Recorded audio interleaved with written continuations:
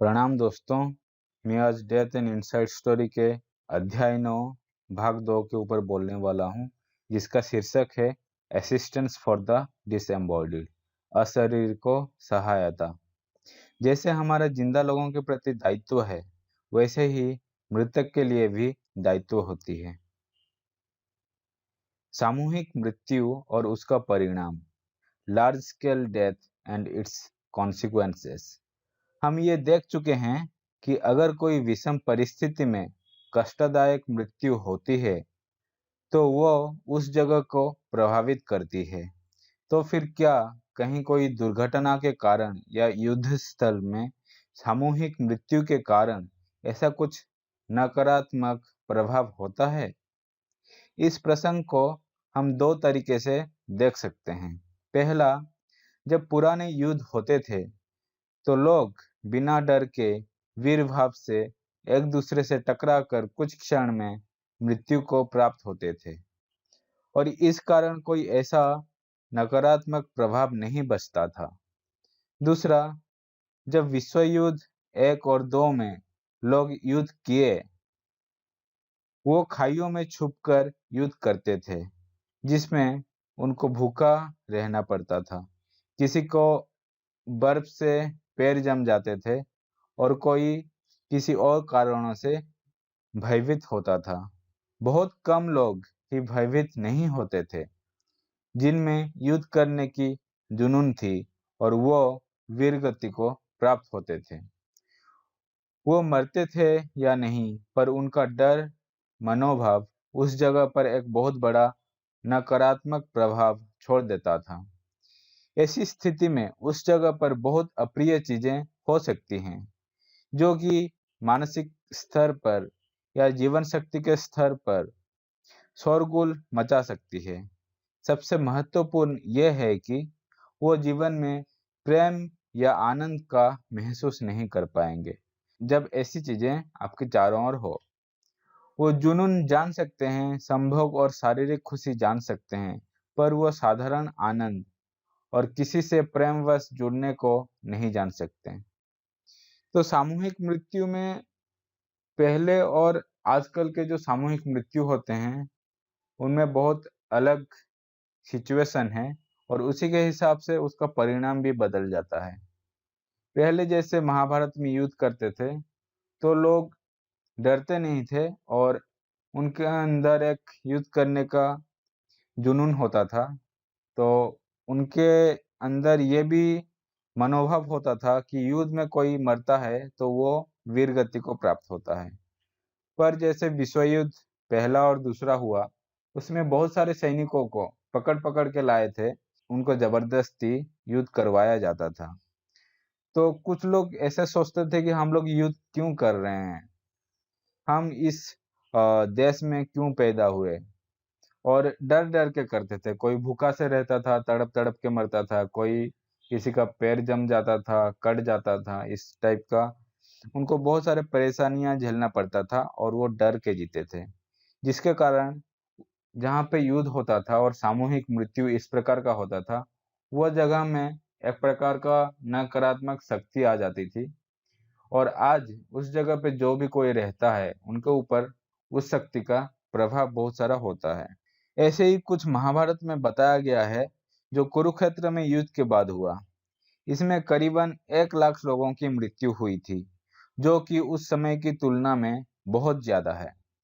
केवल बिना विस्फोटक या बारूद के, केवल धनुष, तीर और तलवार से 1 लाख लोग एक दूसरे को मारने का मतलब भयंकर युद्ध हुआ होगा।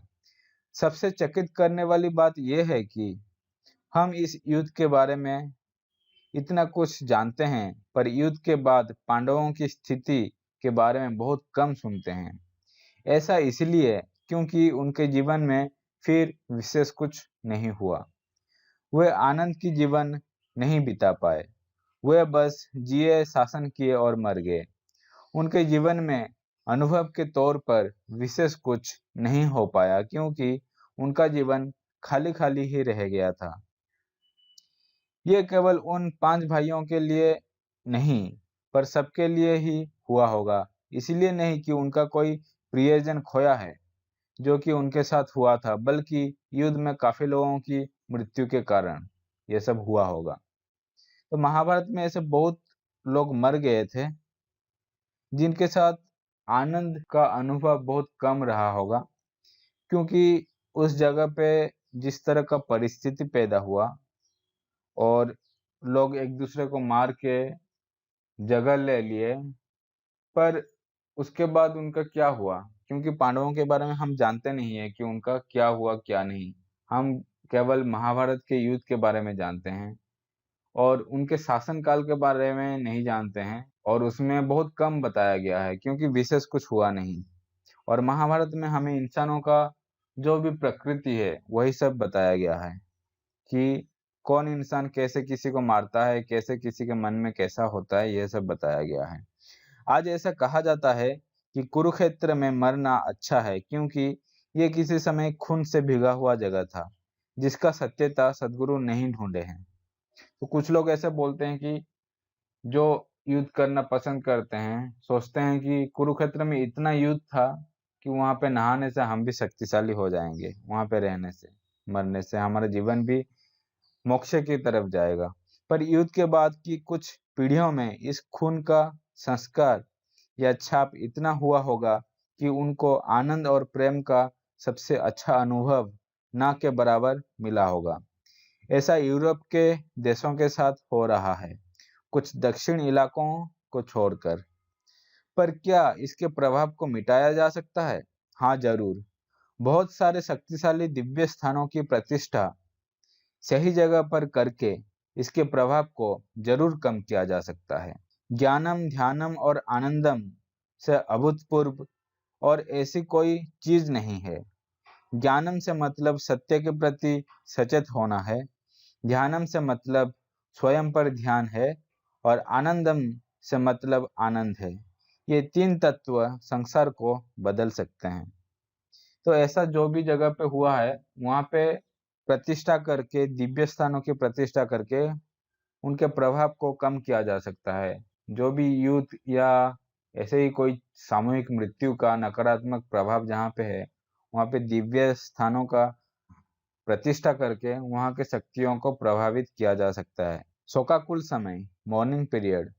बहुत सारे संप्रदाय में ऐसे संस्कृति बनाए गए हैं कि मृत्यु के बाद उसके करीबी लोगों को क्या करना और क्या नहीं करना चाहिए। यह मुख्यतः इसलिए किया जाता है ताकि मरने वाला और जीवित जीवन के बीच एक दूरत्व बनाया जा सके, ताकि मरने वाला अपना रास्ता तय करे और जीवित अपना जीवन अच्छी तरह से जिए। 8वें अध्याय में हम ये देखे हैं कि किस तरह हर कोई अपने चारों ओर संस्पर्श में आने वाले लोग और चीजों से ऋणानुबंध में बंधता चला जाता है। पर ऋणानुबंध सभी चीजों के लिए एक जैसा शक्तिशाली नहीं होता। अतः जिसके साथ जितना ज्यादा ऋणानुबंध हो, वो इंसान किसी के मृत्यु से उतना ही ज्यादा प्रभावित होता है।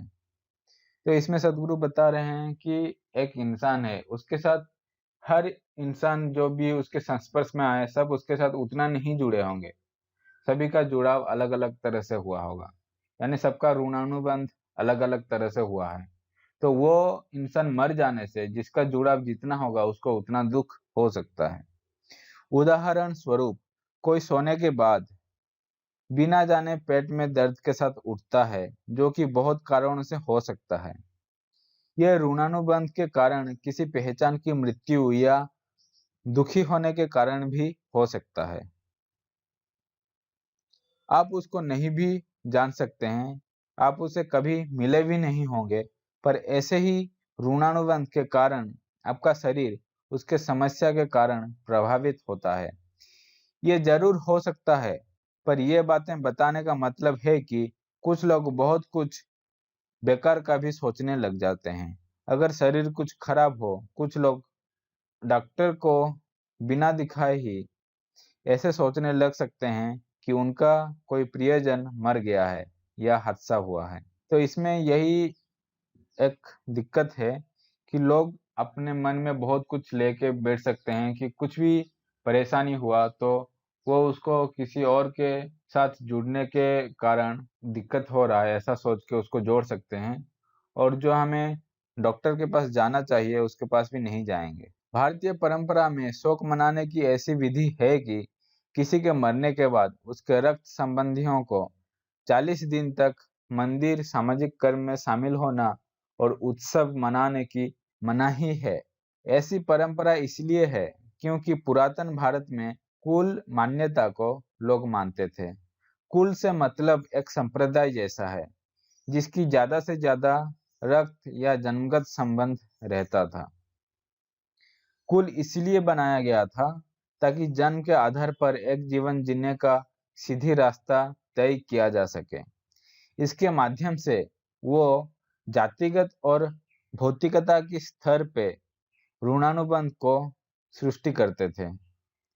कुल का संभलना और पोषण चलते रहने के लिए कुल देवता या कुल के देवता का सृष्टि किया जाता था। सभी कुल के एक कुल देवता होते थे जिनके अलग आचार या पूजा विधि होते थे। पुरातन समय में सब लोग सब मंदिर में नहीं जाते थे। ऐसे कुछ ही मंदिर थे जो सर्वसाधारण के मंगल के लिए बनाया गया था, जहां सब जाते थे। पर साधारणतः लोग अपनी इच्छा पूर्ति के लिए केवल अपने कुल देवता के पास ही जाया करते थे।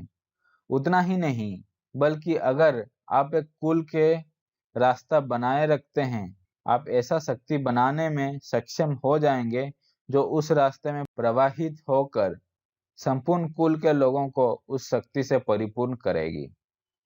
अभी ये आधुनिक विज्ञान ऐसा प्रमाणित कर रहा है कि कुछ औषधियां केवल एक अलग डीएनए धारण करने वाले लोगों को ही प्रभावित करती है।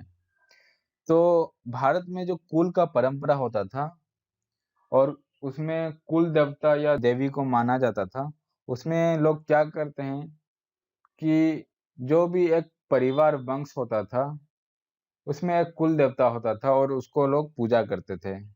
और कुछ भी मांगना हो, परिवार का पूरा वंश का भलाई का मांगना हो, तो वहीं पे वो लोग मानसिक करते थे और उनका वो मन का भाव अगर पूर्ण होता था तो वहाँ पे वो कोई बलि वगैरह ऐसा चढ़ाते थे या फिर कोई भोग वगैरह लगाते थे। तो इसमें एक तरह का शक्ति भी आ सकता है, जैसे कि कोई चिकित्सा करना, जैसे आयुर्वेदिक या फिर ऐसे ही कोई चिकित्सा कर रहा है, तो उसका जो सक्षमता है लोगों को देखने के लिए, लोगों को चिकित्सा करने के लिए, तो वो भी कुल से होकर पूरे उनके वंश में आ जाता था। या फिर शारीरिक भलाई के लिए ऐसा ही कोई, अगर उनका वो लोग पूजा करते हैं तो उनका पूरे वंश में उनका शरीर भी ऐसे ही बन जाता था। इसी तरह यह भी संभव है कि पूरे कुल के लिए आध्यात्मिक कल्याण भी एक ही साथ एक ही जगह पर पूजा अर्चना करके किया जा सकता है। जब कुल का देखभाल होती थी तब सभी को वहां मंदिर या पूजा स्थल पर जाकर पूजा करने की जरूरत नहीं होती थी। कोई एक या कोई बड़ा संस्कार करने से उस कुल से जुड़े सबको उसका फायदा होता था, चाहे वो उस स्थान पर हो या ना हो, क्योंकि सब एक डोर से बंधे हुए थे और कुल देवता का शक्ति सभी में प्रवाह होती थी। हजारों सालों तक लोग अपनी जातिगत व्यवस्था को बनाए रखे थे, कभी भी बिना छेड़छाड़ किए, ताकि उनकी भविष्य पीढ़ी को इसका लाभ मिल सके। उनके अपने शादी करने के अलग तौर तरीके थे। ये व्यवस्था एक गहरी ऋणानुबंध बनकर उनके कल्याण और देखभाल करती थी। आज कुल से मतलब जाति व्यवस्था से है और हम जाति के नाम से हुई भेदभाव के कारण आवाज उठाने लगे हैं। हम सोचते हैं कि सब कुछ मिटा दिया जाए, पर जो भी हमारा संस्कार वगैरह था सब कुछ गलत नहीं है, उसके पीछे कोई ना कोई कारण होता है। पर हम उसको बिना समझकर ही, बिना जानकर, बिना जानने की कोशिश करके उसको अंधविश्वास का नाम देकर मिटा देना चाहते हैं। चाहे जो भी हो, आज ये सब टूट गया है और इसका ज्यादा कोई मायने नहीं है। लोग एक दूसरे कुल में शादी कर चुके हैं और समय के साथ सब घुल मिल गया है। अतः पहले जैसा आजकल ये कुल देवता का शक्ति काम नहीं करेगा। जब कुल व्यवस्था ठीक तरह से चल रहा था, किसी के मृत्यु होने पर उनके कुल के लोगों को उनके मंदिर आदि में जाने की 40 दिन तक मनाही था। कारण यह था कि कुल देवता आपको आपके संबंधी के जैसा मानकर आपको हानि पहुंचा सकता है, क्योंकि एक कुल में सभी को एक प्रकार का शक्ति होती थी। तो अगर आप कोई मंदिर वगैरह किसी के मरने के बाद जाते हैं तो आपके कुल देवता आपको वही मरने वाला इंसान समझकर आपको हानि पहुंचा सकता है। इसी कारण लोग मंदिर वगैरह नहीं जाते थे। स्मारक, समाधि और pyramid. Memorials, samadhis and pyramids. पृथ्वी पर हर संस्कृति में अपने प्रियजन के लिए उनके मृत्यु के बाद स्मारक बनाना एक आम बात है। भारत में स्थित ताजमहल इसका एक उदाहरण है, जो राजा शाहजहां ने अपने एक रानी की स्मृति के लिए बनवाया था। यह भी दुख को कम करने की एक तरह का तरीका है। ऐसी स्मारक सामाजिक और राजनीतिक प्रतीक बनकर हमारा पहचान बनाने में सहायक होती है। पर इसके अलावा क्या इन स्मारक का कोई जीवन के अस्तित्व के आधार पर मूल्य है? भारत में लोग एक अलग तरह के स्मारक बनाते थे, जिसको समाधि कहा जाता है। ऐसी स्मारक का एक आध्यात्मिक मूल्य होता है। ऐसी जगह पर लोग केवल उनको याद करने या सम्मान देने नहीं जाते हैं, परंतु उस जगह के शक्ति से प्रभावित होने और ध्यान करने के लिए भी जाते हैं। पर दूसरे धर्म में, जैसे आप क्रिश्चियन में देखेंगे कि वहाँ पे कोई मरने के बाद उनका स्मारक बनाया जाता है और वहाँ पे लोग केवल उनको याद करने या सम्मान देने के लिए जाते हैं, एक फूल लेके जाते हैं और उनको दे देते हैं।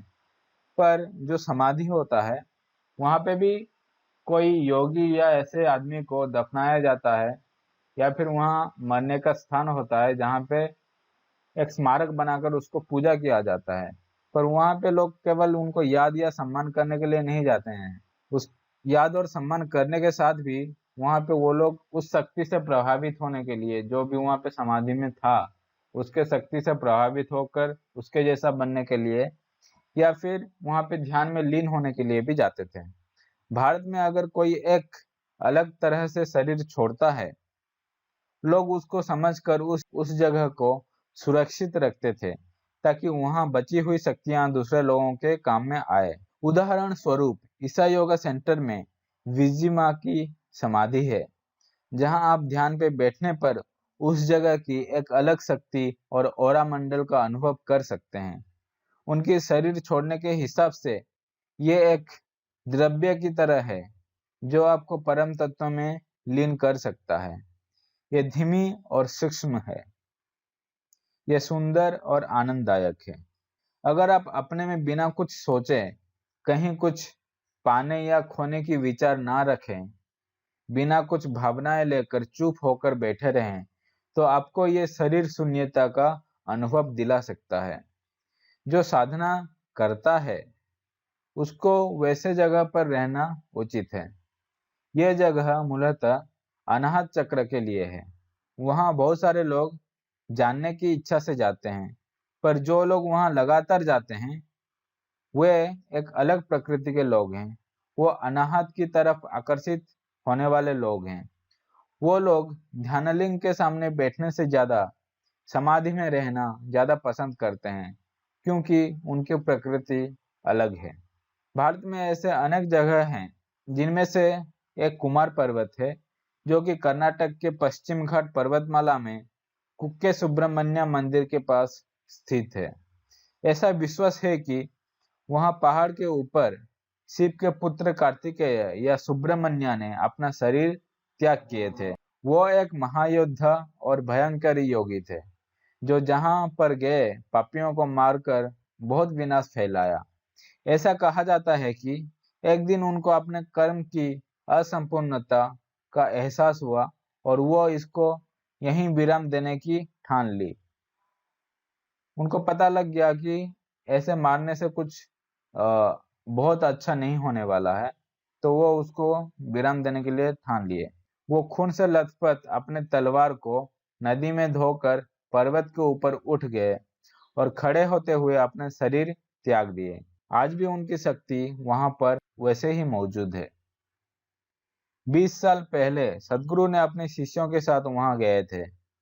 पर्वत के आधे रास्ते पर ही वहां एक रहने का जगह था, जहां पे दो भाइयां रहते थे, जहां सब रात को रुके थे। पर उस रात सदगुरु चाहते हुए भी वहां बैठ नहीं पाए, क्योंकि उनका शरीर जबरदस्ती खड़ा हो जाता था और उनका रात वैसे ही खड़े खड़े गुजर गया। वहां की शक्ति में इतना तेज था कि उस समय सदगुरु का शरीर उसको सहने के लिए लायक नहीं था। इसलिए वो बीच रास्ते में ही रुक गए, क्योंकि ध्यानलिंग प्रतिष्ठा में ऊर्जा के विनिमय के कारण उनका शरीर खराब हो चुका था।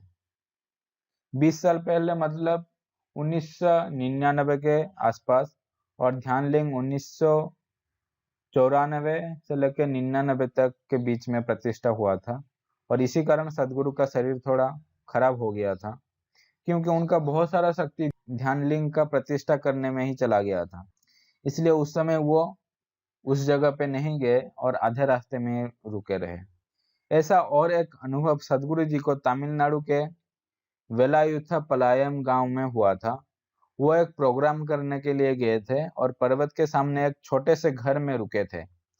तमिलनाडु में हर पर्वत की चोटी पर एक मंदिर अवश्य होती है, और वहां भी एक मंदिर था जहां रोज लोग ऊपर नीचे आते जाते थे। पर सदगुरु कभी वहां नहीं गए थे। किसी ने खबर दी कि वहां एक जैन मुनि 2400 वर्ष पूर्व रहता था, जिनके लिए एक राजा ने पत्थर पर खोद के रहने लायक गुफा बना दिए थे। 2400 साल पूर्व मतलब वो महावीर के सीधे शिष्य या उनके बाद के शिष्य हो सकते हैं। ये सोचकर सदगुरु वहां जाने के लिए इच्छुक हुए। एक दिन वो ऊपर गए और देखे कि वो जगह एक चिड़िया के घोंसला जैसा था, जो पहाड़ की चोटी पर स्थित था। वो जगह का स्थिति अच्छा नहीं था। लोग शराब पीकर अपने प्रेमी का नाम लिखकर जगह को बर्बाद कर चुके थे। कोने में एक पत्थर पर बनी बिस्तर पर वो बैठे और उनका शरीर ऊपर नीचे कूदने लगा था। वो देखे कि वहां पे गुफा जैसा है और कोने में एक बिस्तर जैसा है जहाँ पे सो सकते हैं, और ऊपर तकिया जैसा बना हुआ है पत्थर पर, और वहां पे वो जैसे ही बैठे उनका शरीर ऊपर नीचे होने लगा। वो जगह शक्तिशाली था। उस जगह को साफ करके उस रात वहां सदगुरु ठहरे और रात भर कोई सोया नहीं था, क्योंकि वहां की शक्ति अजीब तरीके से कूद रही थी। सदगुरु ध्यान में यह भी पता किए कि वहां रहने वाला जैन मुनि का एक पैर किसी कारणवश नहीं था। वो लोग इतने गहरी साधना में थे कि 2000 साल के बाद भी आज उनकी शक्ति वहां मौजूद है। भारत में ऐसे बहुत सारी जगह हैं, जिनमें से कुछ का देखभाल होती है और कुछ अज्ञात और बिना देखभाल के हैं। अगर आप ऐसी शक्ति एक बड़ी तरह से अनुभव करना चाहते हैं, तो आपको वेलियनगिरी पर्वतमाला के 7वें पर्वत पर जाना चाहिए, जहां सदगुरु श्री ब्रह्मा ने अपना शरीर सातों चक्र से होकर छोड़े थे। इस कारण आज भी शक्ति के हिसाब से वो जगह धमाकेदार है। यह जगह सभी को अनुभव करना चाहिए। ऐसी जगह पे बहुत आयाम और संभावनाएं छुपी हुई है। तो सदगुरु श्री ब्रह्मा सदगुरु जग्गी वासुदेव का पूर्व जन्म था। तो सदगुरु जब पहले पूर्व जन्म में सदगुरु श्री ब्रह्मा थे, तो वो अपना शरीर वेलियानगिरी पर्वतमाला के 7वें पर्वत पर छोड़ दिए थे, और सातों चक्र से होकर वो अपना शरीर छोड़े थे। और वो जगह बहुत शक्तिशाली है। पर जो साधारण लोग जन्म लेकर मर जाते हैं, उनके लिए आप स्मारक बनाना चाहते हैं तो बना सकते हैं, जिसका जीवन की अस्तित्व के आधार पर ज्यादा महत्व नहीं है। ये एक भावना है, और उस भावना पर आप अपना भावना को लगाते हैं। उदाहरण स्वरूप आप ताजमहल को लीजिए, जिसको मुमताज के लिए शाहजहां ने बनाया था। पर क्या वो जगह मुमताज की शक्ति से स्पंदन हो रही है? ऐसा कुछ भी नहीं है। यह बस एक सुंदर कलाकृति है। आज वहां मुमताज को याद करने कोई नहीं जाता। लोग केवल उसको बनाने वाले की कला को याद करने के लिए वहां जाते हैं। पुरातन मिस्र सभ्यता के लोग ये स्मारक व्यवसाय को अलग मंजिल पर ही ले गए थे। मिस्र के पिरामिड आज दुनिया में शायद सबसे बड़ी कृति है। मृत्यु के पहले और मृत्यु के बाद शरीर को जुड़े रखने की कोशिश का उनको बनाने में बहुत विचार, कला और प्रयास का विनिमय हुआ है। भौतिकता के आधार पर मृत व्यक्ति का कल्याण के लिए इससे बड़ा कृति शायद दुनिया में नहीं है, पर इसका आध्यात्मिक तौर पर क्या कोई विशेषता है? मिस्र के लोग पिरामिड इसलिए बनाए क्योंकि वो मृत्यु की तरफ बहुत झुके हुए थे। यह उनका शरीर के आनंद की नशा के कारण हुआ था। मृत्यु और शरीर का आनंद के बीच बहुत गहरी रिश्ता है। लोग सोचते हैं कि जीवन और शारीरिक आनंद के बीच गहरी रिश्ता है, परंतु ऐसा नहीं है। ऐसा इसलिए है क्योंकि मृत्यु के साथ शरीर और उससे जुड़ा हुआ आनंद दोनों खो जाते हैं। वो पिरामिड के अलावा काफी मंदिर आदि भी बनाए, पर पिरामिड आदि इसलिए लोकप्रिय हुए क्योंकि उनके ऊपर आजकल के मृत्यु की तरफ झुके हुए कुछ लोग किताबें लिखना शुरू कर दिए। तो मिस्र के लोग अपने शरीर को बचाए रखने के लिए पिरामिड जैसा बहुत बड़ा कृति बना दिए हैं, क्योंकि उनको लगता था कि वे वापस अपने शरीर पर आ सकते हैं, और आज भी उनका वो शरीर वहीं पे मौजूद है, पर उनमें कभी भी जीवन नहीं आया। पिरामिड का मूल गुण संरक्षण है, पर कुछ लोग पिरामिड को ध्यान करने की प्रक्रिया के साथ जोड़ रहे हैं, पर पिरामिड का ध्यान के साथ कोई रिश्ता नहीं है। पिरामिड के अंदर बैठकर ध्यान करना मूर्खता है, पर अगर आप स्वास्थ्य के लिए ये करना चाहते हैं वो ठीक है। ये जरूर स्वास्थ्य का संरक्षण करता है। पिरामिड से आप स्वस्थ रह सकते हैं, शारीरिक एकता बनाए रख सकते हैं या जीवन बढ़ा सकते हैं, पर इसका ध्यान या आध्यात्म से कुछ लेना देना नहीं है। पिरामिड ज्यामिति या आकृति के कारण काम करता है। अगर आप पेपर का पिरामिड भी बनाते हैं जिसका चारों दिशा से और ऊपर का कोण 51.5 डिग्री है, यह काम कर सकता है। आप उसमें एक सब्जी रखकर ये देख सकते हैं कि जो 3 दिन में सड़ जाता है वो सड़ने के लिए 3 हफ्ता ले सकता है। वो सिकुड़ सकता है, सूख सकता है, पर सड़ेगा नहीं। ऐसा इसलिए है क्योंकि पिरामिड का आकृति में व्यान वायु बंद कर रह जाता है, जो कि शरीर का संरक्षण का काम करता है। इस कारण मम्मी या फिर मरा संरक्षित शरीर आदि बहुत दिनों तक संरक्षित होकर रह सकते हैं। भारत में मृत शरीर का संरक्षण करना सबसे मूर्खतापूर्ण बात है। कोई मरने के बाद परंपरा के अनुसार अगले सुबह या शाम से पहले शरीर को जला दिया जाता है। मृत शरीर को संरक्षण कर रखने से मृत आत्मा को शरीर छोड़ जाने में दिक्कत होता है। इसीलिए भारतीय संस्कृति में कोई मृत शरीर को ज्यादा देर तक रखा नहीं जाता है, उसको जल्दी से जल्दी जला दिया जाता है।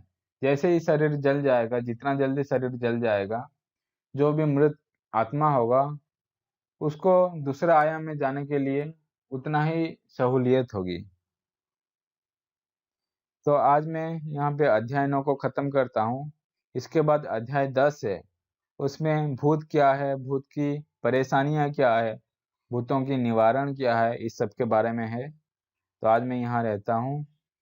ओम नमः शिवाय, ओम नमः शिवाय, ओम नमः शिवाय।